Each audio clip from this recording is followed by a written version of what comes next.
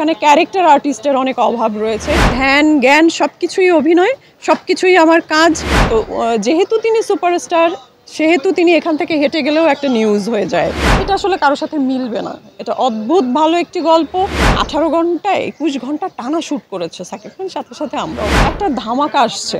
আমি অন্যরা সরে যাচ্ছে কেন আমি ঠিক জানি না। আসলে শিল্পী তো ধৈর্য না থাকলে শিল্পী হতে আসাই একটা বাহুল্য, ঠিক আছে?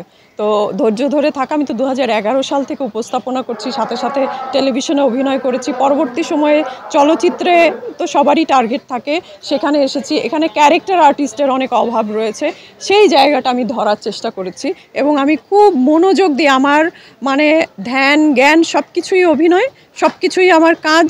আমার ওই অপ্রয়োজনীয় বাকবিতণ্ডায় জড়িয়ে নিজের সস্তা জনপ্রিয়তাকে আমি উপভোগ করতে চাই না। আমি কাজের মধ্য দিয়ে, যে আপনি আমাকে বললেন যে এত এত কাজ করছেন, এটাই আমার উপভোগের বিষয়। আমার ওই যে সস্তা জনপ্রিয়তায় আমি কখনোই আমার লোভ কাজ করেনি।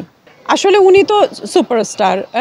এক কথায় বাংলাদেশের ফিল্ম ইন্ডাস্ট্রিকে বহু বছর ধরে উনি ধারণ করছেন, সেই সাথে সাথে ফিল্ম ওনাকে ধারণ করছে।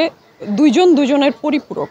তাকে ছাড়া আসলে বাংলাদেশ চলচ্চিত্রই হচ্ছে এই মুহূর্তে বা বহুকাল ধরেই চিন্তা করা যায় না। তো সেই ক্ষেত্রে উনি একজন আগে থেকেই সুপারস্টার। তার ব্যক্তিগত জীবন নিয়ে অনেক কথা রয়েছে, অনেক কিছু রয়েছে যেটা সত্য মিথ্যা মেশানো মেলানো। তো যেহেতু তিনি সুপারস্টার, সেহেতু তিনি এখান থেকে হেঁটে গেলেও একটা নিউজ হয়ে যায়। হ্যাঁ, আর কোথায় কার সাথে সে কোন কালে কোন বিষয়ে জড়িত ছিল, সেইখানে কিছু একটা ঘটে গেল, সেটা দায়ভারও তাকে নিতে হয়। তো এটা খুবই মর্মান্তিক। সে যারটা সেই অবশ্য বুঝে। নিজেদেরকে দিয়েও তো টুকটাক ভাবি, আমরাও তো ছোটোখাটো শিল্পী, তো আমরাও এরকম ক্যামেরার সামনে কাজ করি। তো সেই ক্ষেত্রে আমরাও বিষয়টা ফিল করতে পারি। তো ওনার কাজের ক্ষেত্রে উনি অনবদ্য, অ্যাক্টিংয়ে অতুলনীয়, বলার অপেক্ষা রাখে না। সত্যি কথা বলতে কি, কাজের অভিজ্ঞতা খুবই ভালো। আমি যখন প্রথম কাজ করতে যাই, স্বাভাবিক একটু সংশয় তো থাকেই। আর আমরা দূর থেকে অনেক কিছু শুনি, হ্যাঁ, তো সেই সংশয়টা থাকে। তো সেই সংশয় দূর হয়েছে আমার প্রিয়তমার সময়েই। আমরা একসাথে অনেক দিন কাজ করলাম। তবে তার সাথে আমার কথা হয়েছে শুধুমাত্র সেটেই।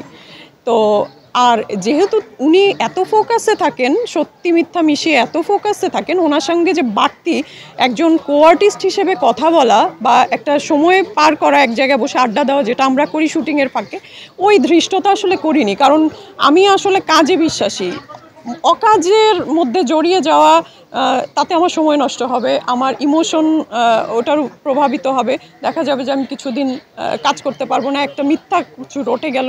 এজন্য আমি ওই বিষয়টা খুবই মেনটেন করি, সেটা সব সময়। তো এই ক্ষেত্রে ওনার সাথে ওইভাবে দূরত্বেই থেকেছি। কাজের সময় সেটে কাজ করেছি, খুবই ভালো অভিজ্ঞতা, সহযোগিতা করেন উনি। আপনারা মনে করেন যে প্রিয়তমা, রিসেন্ট কাজগুলোর কথাই উদাহরণ দেই, যেগুলোর সাথে আমি সংশ্লিষ্ট ছিলাম। প্রিয়তমা সবাই দেখেছে, একবার না বহুবার করে দেখেছে, জনপ্রিয়তার শীর্ষে পৌঁছে গেছে। এবং রিসেন্ট এখনও হলে চলছে, বহল তবিয়তে চলছে রাজকুমার। এটাও একটা সুপারহিট হতে যাচ্ছে হয়তোবা, ইনশাল্লাহ এরকমই কিছু দেখতে পারবো। তারপরে আসবে হচ্ছে, আশা করি তুফানের আগে হয়তো বা দরদ আসবে, আশা করা যায়। তো গল্পটা দুর্দান্ত। এটার আমি ছিটা ফোটাও বলতে রাজি না, কারণ সবাই মুখিয়ে আছে। টার্গেটটাই যে গল্পটা কি, এটা নিয়েও অনেক কন্ট্রোভার্সি তৈরি হয়েছে, যে অমুকের বলছে যে আমাদের সাথে মিলে যাচ্ছে। এটা আসলে কারোর সাথে মিলবে না। এটা অদ্ভুত ভালো একটি গল্প এবং 3টা এলাকার মানুষ কাজ করেছে, শিল্পীরা কাজ করেছে, বোম্বে, কলকাতা, বাংলাদেশ, হ্যাঁ, মিলেমিশে একটা সুন্দর টিম তৈরি হয়েছে। মামুন ভাই দক্ষতার সাথে জিনিসটাকে তৈরি করে ফেলেছেন। ডাবিং শুরু হবে 2-1-এর মধ্যেই ইনশাল্লাহ। তো এটা তো অনেক ভাষায় ডাবিং হবে।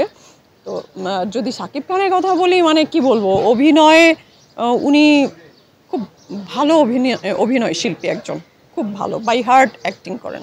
এটা তো একটা আলাদা ভালো লাগার বিষয়।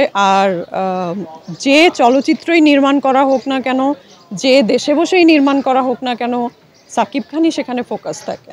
তো ইন্ডিয়াতে একটা সুবিধা হয়েছে যে আমরা তো বানারসে শ্যুট করলাম দরদের, ওখানে মনে করেন যে পায়েল সরকারও ছিলেন এই মুভিতে। তো ওনাকেও ভালো করে চিনছে না, বানারসের লোকজন। তো সাকিব খান, এটা একটা সুবিধা হয়েছে ডিরেক্টরের জন্য যে এই যে এত ভিড়, আমাদের এখানে যেমন পুলিশ দিয়ে ব্যারিকেড দিয়ে শুটিং করতে হয় সাকিব খান থাকলে, তো সেই জিনিসটা হয় না, একটু সহজ হয়েছে। হ্যাঁ, এটা প্যারামুক্ত। হ্যাঁ, এবং কাজটাও ভালো করে 18 ঘন্টা 21 ঘন্টা টানা শ্যুট করেছে সাকিব খান, সাথে সাথে আমরাও। এটা একটা, উনি জান দিয়ে কাজ করছেন আসলে। হ্যাঁ, তো ওনার যে চাহিদা, দর্শক প্রিয়তা, সেটার সম্মান রাখেন আর কি।